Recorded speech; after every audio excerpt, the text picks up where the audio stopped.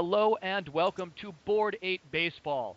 In this pivotal game here at the end of the season, the Occupy Mannies with the chance to eliminate the Chicago Cubs of Sir Chris from postseason contention. With me tonight, my co-commentator Volch. Thanks for being here tonight. Oh, hell yeah. And my God, we got one hell of a clutch game. Now, if Sir Chris were to lose this one, my God, he would be so embarrassed. Humiliation is looming. And can he put out the clutch? Well, he's got a goddamn tough team up against him right now. Yep, tonight he is facing the Occupy Mannies, who are 9-6, and with the most runs scored in all of baseball coming into this game, and one of the few teams, the second best run differential in baseball. And the last time they faced off, the Occupy Mannies won 8-1 over the Cubs, behind Oswalt as A-Rod homered and Berkman homered. He does have a Jaime Garcia today, though. Jaime. Potential, we're looking at a potential Cy Young winner here. Yes, Garcia this season 3-0 with a 1.16 ERA. The bright spot in this Cubs rotation, and really the team in general. Absolutely terrible. And, well, it looks like they're going to get 2 easy outs early on. Though, remember, in a game like this, after 70 pitches, you're usually done and already up to 10 pitches. Yes. Here, Jose Bautista, he's been having a very strong second half, right? yes, these Occupy Mannies, they're punched. Their Napoli Dunn Bautista or Napoli Bautista Dunn punch is one of the best in the league. But Garcia manages to retire them. So as we head to the bottom half of the inning, the Cubs will come to bat. The Cubs, about a league average offense, and they've scored almost as many runs as they've allowed, but they're 6-9. They just haven't been able to do it in the clutch, and they are 2-5 here at Wrigley Field. With A.J. Burnett, though, this is their big ticket. You do not get an easier matchup than A.J. Burnett right around now. And the throw down. Say! Ooh, risky move, but he will do it. And Ichiro in scoring position with no outs here in the first inning. And oh, it looks like, yeah, first blood has been drawn already. A.J. Burnett has they're been going to put hold in him a at real third. tight spot. Holding him at third, but they've got first and third, no outs for Curtis Granderson. The big draft pick coming into this year hasn't he's been good, perhaps not quite as good as he looked like in the preseason. But And oh, is this, well, it's deep enough, and the run will score. The Cubs take a early lead. They needed that run right there. They needed to get out on top early. they need, whatever happens, they just need to have a big enough lead for their bullpen to not blow it, because it's been having some absolutely terrible moments all year long. Yes, looking at this Cubs bullpen, they have a 7.07 bullpen ERA, 2-5. Now, to be fair, They did trade for one good member in Mike Adams as of late. yes, and they also fired almost their entire bullpen. They dropped Evan Meek, they dropped Grant Balfour, they dropped Daniel Bard.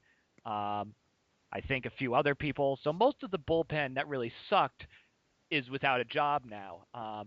They don't really have much of a bullpen to replace them, but, no bullpen is better than the way that the Cubs bullpen was before.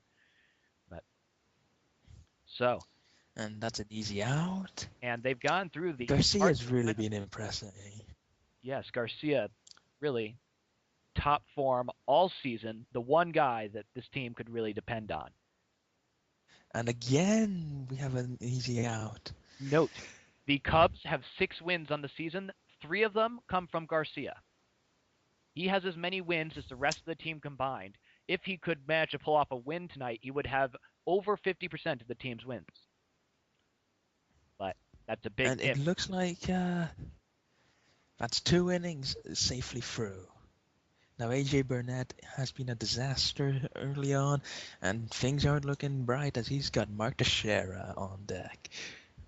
Yeah, his WAR, the manager, had shown a lot of confidence in AJ Burnett going with him for the spot start here, and he was good in his one performance earlier in the year, his one spot start.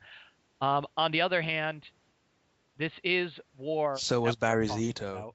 Yeah, and WAR is the one who said, quote, "Nah, it's not my team if I drop pitchers for merely being horrible."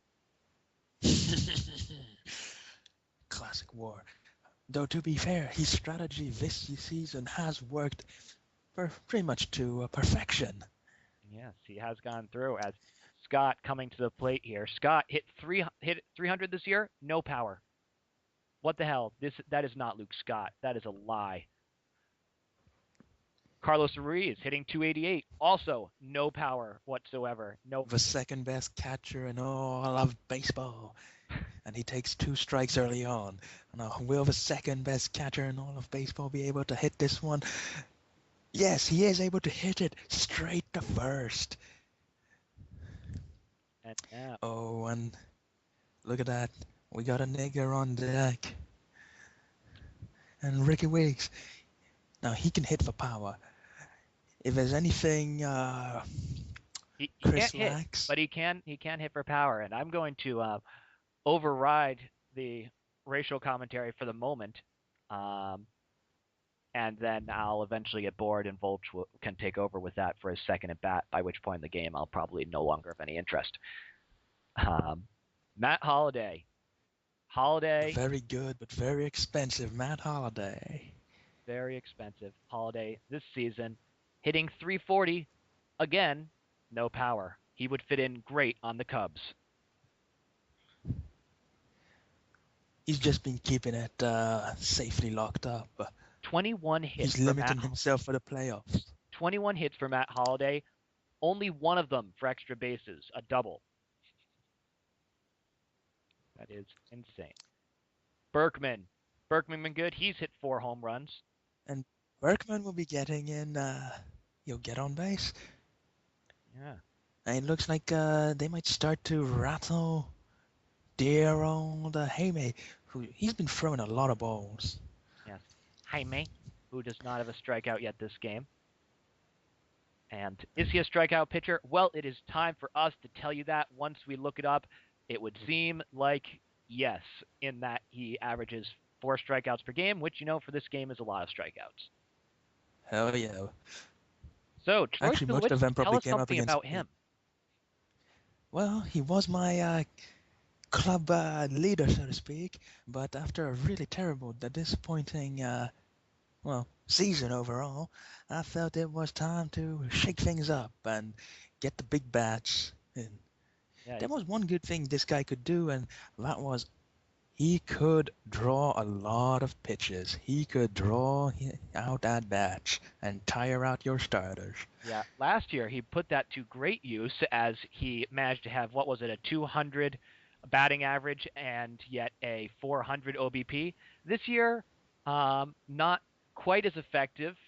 So he was, a big part of the Sir Chris's team last year going to the playoffs, and he has returned home hoping for another playoff push. But we'll see if that That was foils one him. hell of a blockbuster trade, if I may say so. Now AJ Burnett is losing all control here.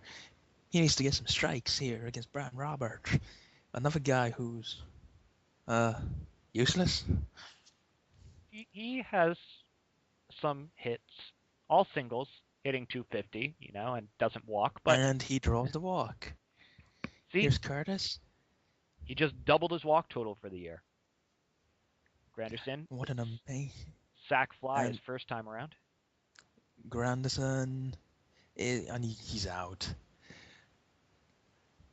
Now Ichiro could get his second run of a game. Aaron hasn't been really good, has he? Oh, and Wild.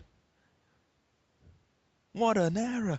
Could this be the lucky break Sir Chris has been waiting for all game long. Yeah, he needs chance to really try and run away with this game while he still can. Yeah, as if it's gonna happen. Well, with, as And much as oh, his offense is completely average, it is AJ Burnett on the mound who is is showing serious control difficulties here. he's obviously not as good as Barry Zito. Now here's another strike foul.